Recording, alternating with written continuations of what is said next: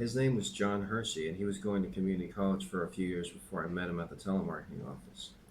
John and his gang of stoner friends started off as regular pot customers, but after a few weeks, my apartment became their official hangout spot.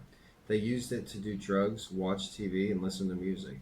I didn't tell Hershey and his friends about my coke habit. I kept it a secret and preferred to do it alone. I did other drugs with them like mushrooms and MDMA.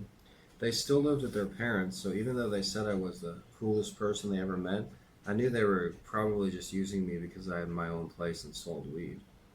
My addiction wasn't expensive at first. It started out at just $20 every few days for the first couple of weeks. But after a month, it doubled. I made good money selling weed and I was still working full time, so I let having a couple bucks in the bank be my excuse to do more coke. My productivity at work improved. I was more aggressive selling papers, and coworkers began listening to me more. It's like cocaine activated the dominant lion part of my brain that had been sleeping. I was more productive outside of work too. I expanded my marijuana business and bought twice as much pot every week. I also put together a weekly poker game, which I dominated every time. I even convinced Michael to take over my post helping Lisa throw the newspaper. During a weed run one day, I spotted a used van for $900.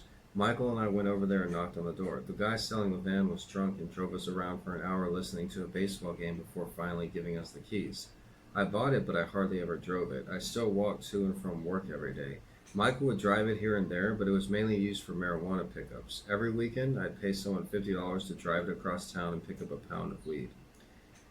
Things were going well on the surface, but coke was eating my soul. I kept up with my telemarketing job until they changed my shift from second to first. This meant that instead of coming in at noon every day, now I had to be there at 8 a.m.